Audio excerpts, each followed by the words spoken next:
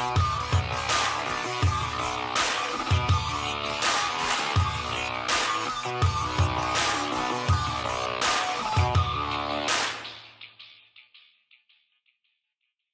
this week on the Weekly Tea, we're going to go over PEScience Prolific, which is on offer at tnutrition. We're going to have a quick look over the new select bars, which will be in next week.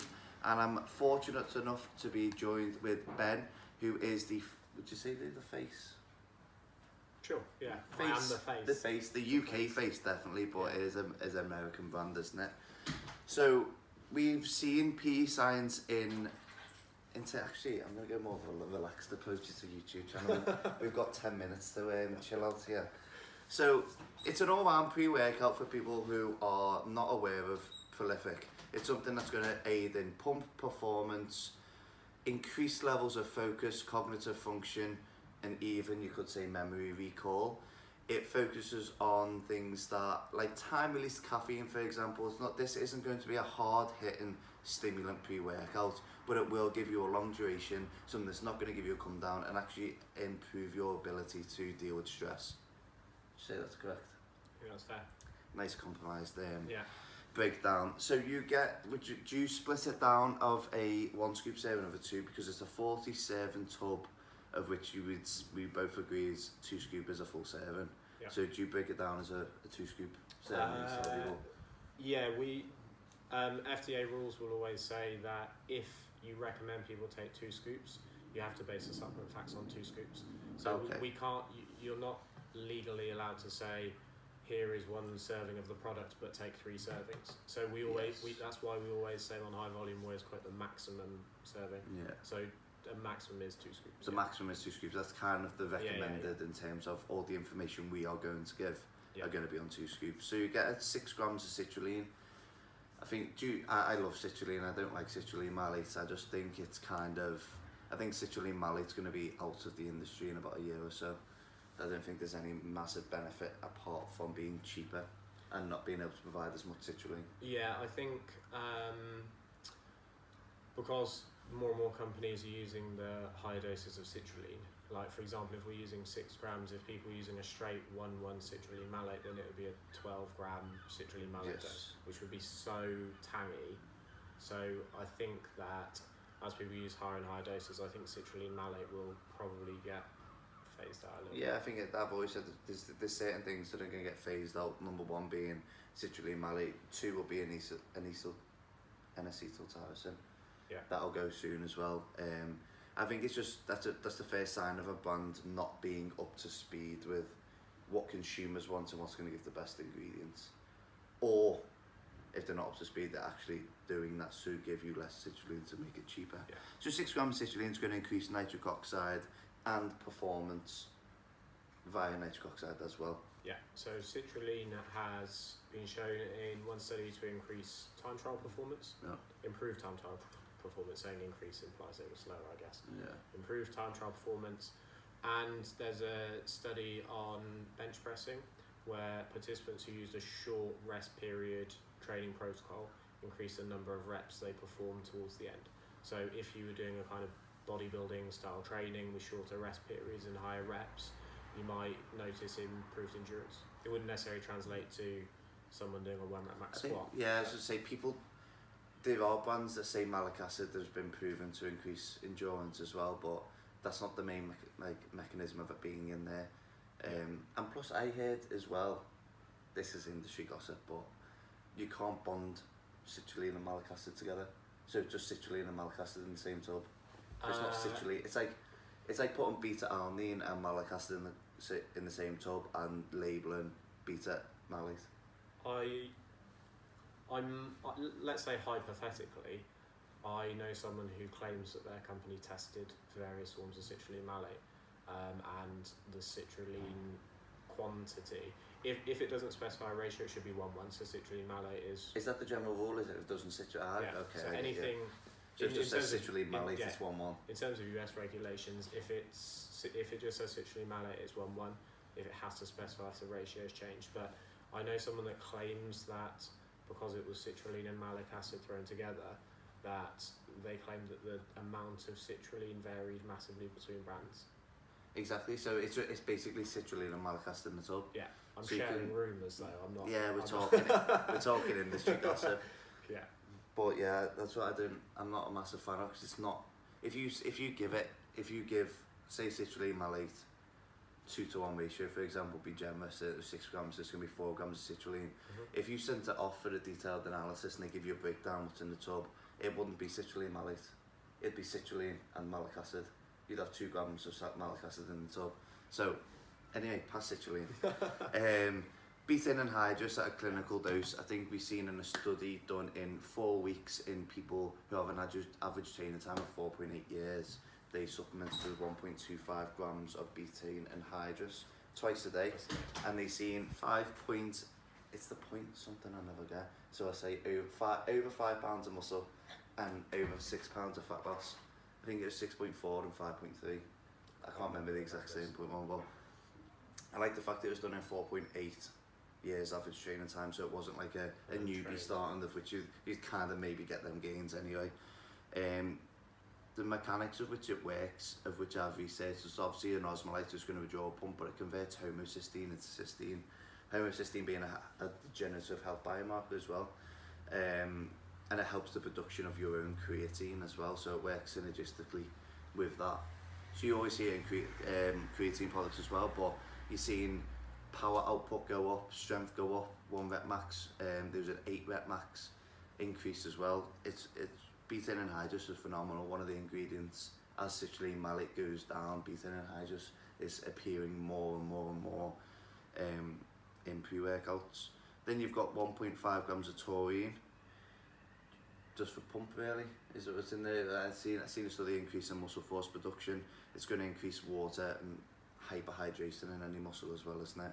So that's going to increase, the first 3 ingredients are going to give you a massive pump as well as performance. Yeah.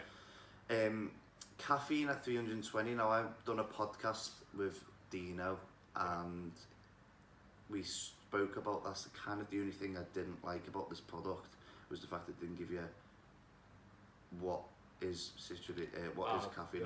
The 320 milligrams is elemental. So that is have yielded. Yeah. So okay, so it's actually more. So yeah, caffeine anhydrous and then Infinergy dicaffeine malate, but that will yield 320. Because for people who don't know, dicaffeine malate is like 68, isn't it? 68% caffeine yield, something around 60 mark. Can't remember. But it doesn't say how much is caffeine anhydrous and how much is Infinergy.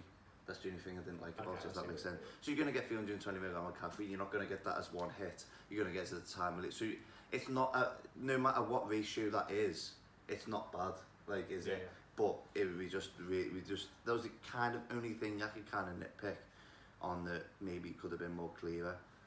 And then you go over to acetylcholine, a very expensive form of choline, isn't it?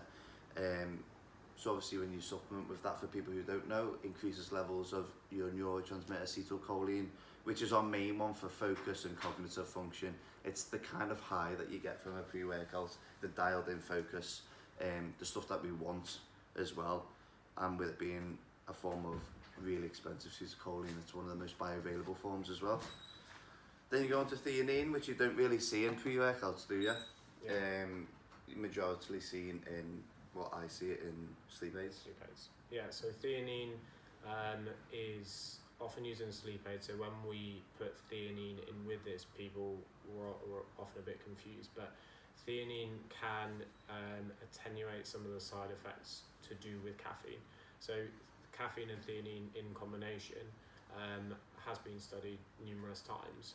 Theanine isn't a sleep aid as such. It can kind of take the edge off caffeine. So it's kind of the synergistic effect. It certainly isn't a sleep aid, but it can decrease reported number of side effects. It increased nootropic feeling as well in studies as well. So it's kind of, we see that as a kind of blunting effect. It's going to blunt the effect of caffeine. So you're not going to have any come down, not going to have any edgy, scatty feeling where you're going to feel any shakes or jitters or anything. Yeah, so I mean the kind of, like, the theory in general would be by combining caffeine, theanine together and then using dicaffeine malate as well.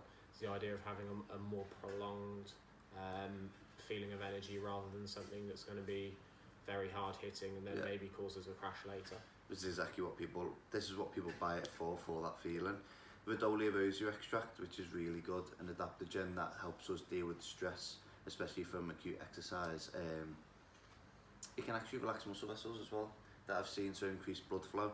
So not only are you going to get an anti-stress and anti-anxiety feeling from this, which is perfect, you're also going to get an increased performance from that. And then Neurofactor, you told me previous to this video that you the first aware. As far as you're aware. I'll say that as a disclaimer. Yeah. I wasn't aware of anyone else using Neurofactor first. Neither was I, to be fair. So that increased maybe levels. someone's aware of, off the top of my head. There'll be some little band in 1994 who used it or something. Brain-derived neurofactor increased by 148%, so that helps the regeneration of damaged neurons and helps protect them as well. So not only good for a stimulant effect in terms of more focus and more cognitive function on top of the acetylcholine, you're going to get a brain health aspect from it as well. It's derived from coffee arabica, is it? Coffee fruit, yeah. So it's a natural source of it from coffee, but it's a phenomenal ingredient it's kind of that neurofactor was what spurred me into becoming obsessed with nootropics. And because it was kind of, you can increase levels of serotonin, dopamine, you can increase levels of acetylcholine, but then it took me into what else was out there, because when that was okay, that increased levels of focus, but then it also regenerated brain health and neurons. So then I was looking at other ingredients that do the same, and things like acetylcarnitine that can protect neurons, and then that's led me into the rabbit hole that I'm in now. But you are getting a multitude of benefits from prolific, aren't you? So you're going to get the increased muscle mass, increased fat loss from betaine. You can say increased performance and endurance from, well, increased performance is a really important one from this, because not many pre-workouts tick off that many boxes. Not many products you'll get at an incredible pump form, incredible more performance. You won't get a come down. There's actually things to protect you from that, actually things that stop you from getting overly stressed and help you deal with stress and anxiety, and increase brain health. We could go on, but there's not many pre-workouts that actually tick off that many boxes. Yeah. So it's really, really, really good. Then we'll go on to select bars. Is this your favourite bar at the moment? I'm suspecting you've eaten quite a substantial amount. I ate 2 a day until they ran out. I went through a few boxes in a row. I think bars are one of those things where everyone is going to have their own favourite. You know, with any food item, taste is going to be subjective. For me, the reason I liked it, even if I was not affiliated with the company, I like the fact that the fibre is fibre. And I like the fact that the protein is legit sources of protein, rather than kind of using cheaper sources of protein to kind of bulk it out. So we could have made a more decadent bar with, like, say, thicker amounts of chocolate on it, but to get away with doing that and keeping the macros good and keeping the cost low, it would have meant sacrificing the formula, which we're not. This is the first one in the UK, from what I would say, is the first time they've actually brought quality and taste in the same bar. It was a genuinely difficult process, because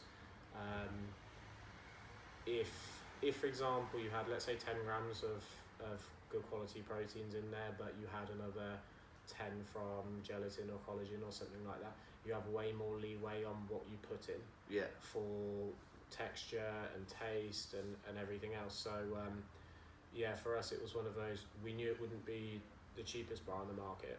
We know that it wouldn't necessarily be the most decadent, and that there would be ones with, you know, extra chocolate and more fudge and that type of thing, but we wanted to prioritise profile and make the best tasting, really good quality bars. So do we have to know, is there no IMO?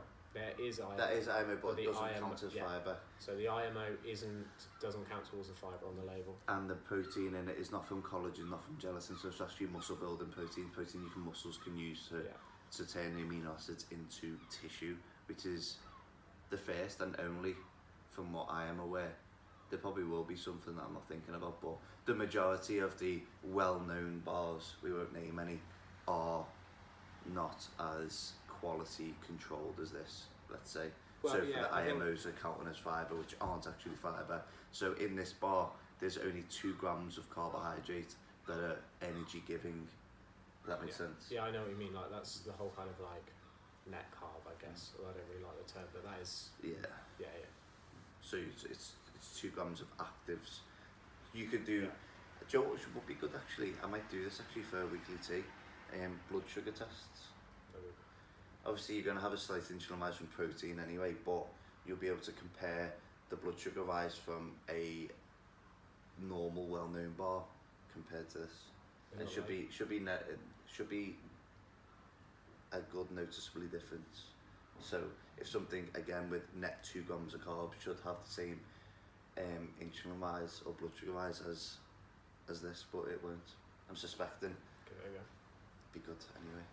So you'll be able to get Prolific in store or online at tnutrition.com for, I think, only 10 days left of this offer for only £20. So it's absolutely phenomenal. Make the most of it now, and make sure you've learned something from this, and you make sure you have a good day as well.